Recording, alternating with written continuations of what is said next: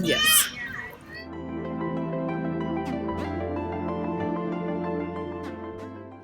It's really tricky to answer this question, but I have these really strong memories of traveling from Australia to Europe for the first few times when I was about 4 years old, and then later at about 6 and 7 years old.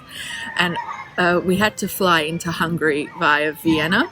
And I remember how kind of amazed I was landing in Vienna, then transferring to a Mollévgép, which was Hungary's national airline at the time, and just being amazed as someone from Australia that someone on the airplane spoke Hungarian, and then the food that was served on that plane, and then landing in Hungary and just realizing that all kinds of things were written on the streets in a different language that I could understand all the way from Australia. So I remember finding that really incredible. But I also remember a few years later that I found it odd that so many things were written in English, and I couldn't understand, well, now I'm in Hungary, why are so many things like on a Mars bar written in English? So it's kind of, I have lots of really vivid memories of those first few experiences. Coming to realize how small the world is, but also how big the world is.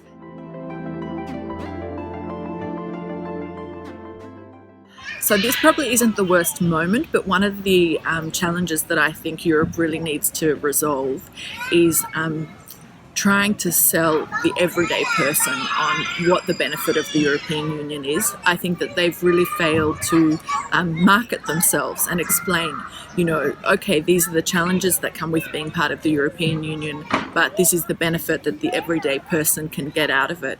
And I feel like oftentimes, governments kind of try to obscure that and try to sell the benefit of the European Union as their own benefit. But I think the European Union really needs to resolve that challenge and really make it clear that these are the things that you're getting in exchange for X, Y, Z.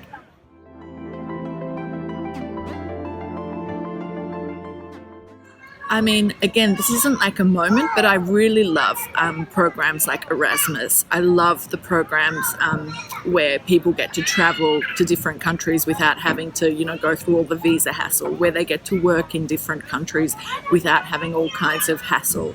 So I really think that is a huge collective moment where people get to experience different cultures. They get to marry people of different countries that they would have never otherwise met. I think that they've done studies about how many millions of children were born as the result of Erasmus, and I think that collectively these are really positive moments.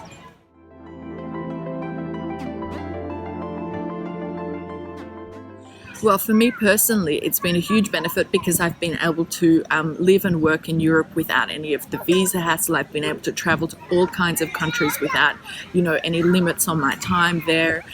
So personally, it's really opened up a huge window, and I've been able to explore this continent so easily, and I've had such a great time doing it.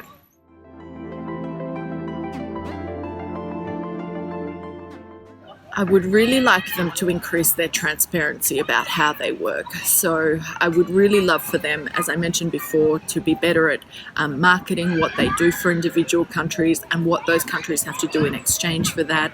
I think that there needs to be lots of clarity in terms of how European Union money is spent, and what a country and what an individual taxpayer, what the quid pro quo is. So I really think that so much of the mystery around the European Union could be solved by a lot more transparency. And at the moment, there's so many negative feelings about the European Union being this big, bad, monster, big brother type thing. And I think that by 2030, if they achieved a lot more transparency, people would feel a lot more comfortable with being part of this kind of family.